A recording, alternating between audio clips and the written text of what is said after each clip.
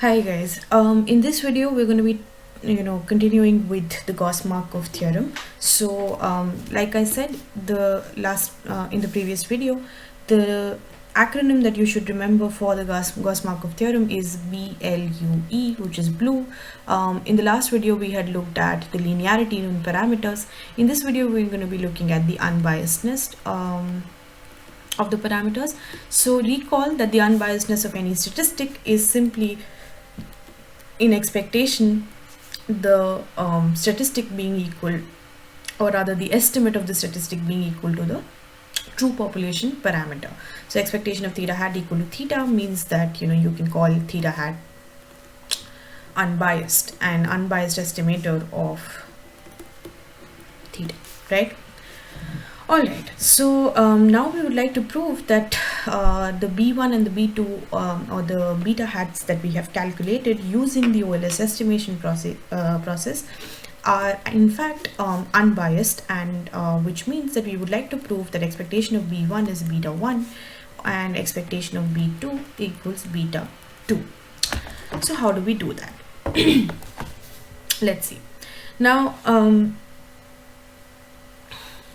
I'm going to start with B2.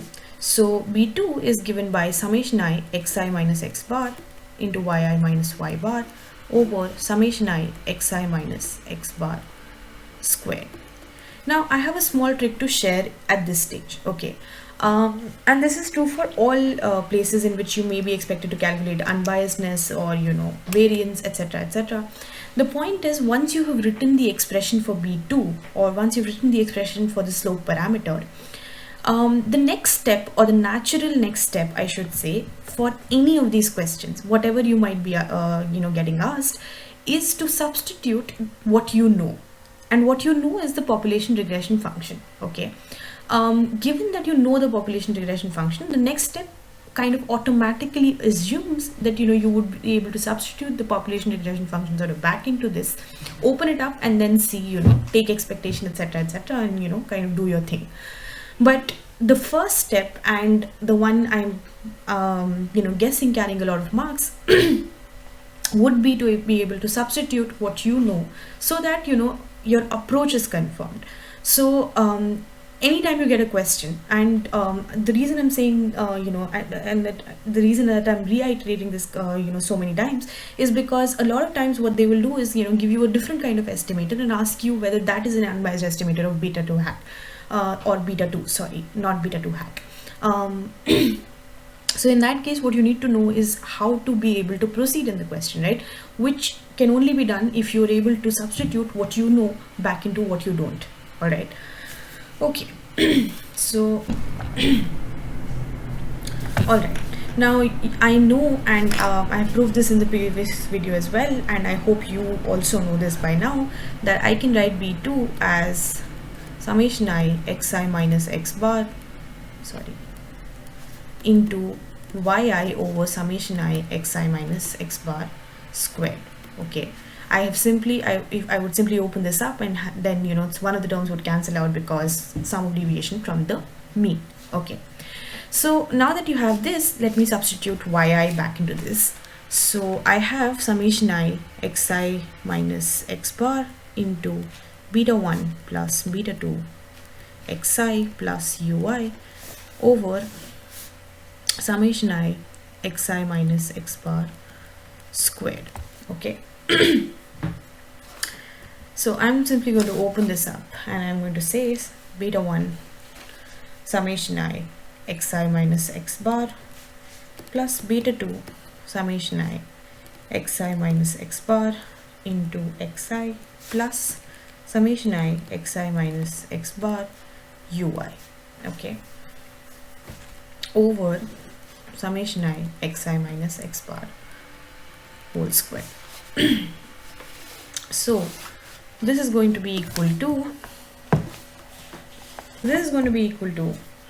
beta, so this term goes to 0, right, because sum of deviations from the mean. Okay, this term remains as is because it'll quite possibly get cancelled with the denominator, as you can already see. So this would be beta 2 plus, so I'm going to directly assume that you get that this can get cancelled by this because they're both the same term. Summation I xi minus x bar ui over summation I xi minus x bar squared. Now for this term, I can just at this point, so this is b2, I can simply take an expectation. This would be expectation of b2 equals expectation of beta 2 plus summation I xi minus x bar ui over summation I xi minus x bar whole squared. So this would be expectation of this entire thing, right? So this would actually be equal to beta 2 because the expectation of constant will be the constant itself. Here, because xi is the constant, this will come out and expectation will go inside because it's a linear operator. So what I would get is summation I xi minus x bar expectation of ui over summation I xi minus x bar squared plus, right? So this would be beta 2 plus, this will then be 0, the entire term will become 0, and you would have simply beta 2. So expectation of b2 would equal beta 2. Because this is happening, you can say that b2 is an unbiased estimator of beta 2. Okay, I can conduct a similar exercise for b1, right? So b1 is nothing but y bar minus b2 x bar, right? Which I can now write as y bar. So again, you substitute what you know, right? So y bar would be beta 1 plus beta 2 x bar plus u bar minus b2 x bar. Now you know that this is 0 because 0 unconditional mean, right? Beta 1 plus beta 2 minus b2 x bar is what you're left with, right? So this is b1. Now expectation of b1 is going to be equal to expectation of beta 1 plus x bar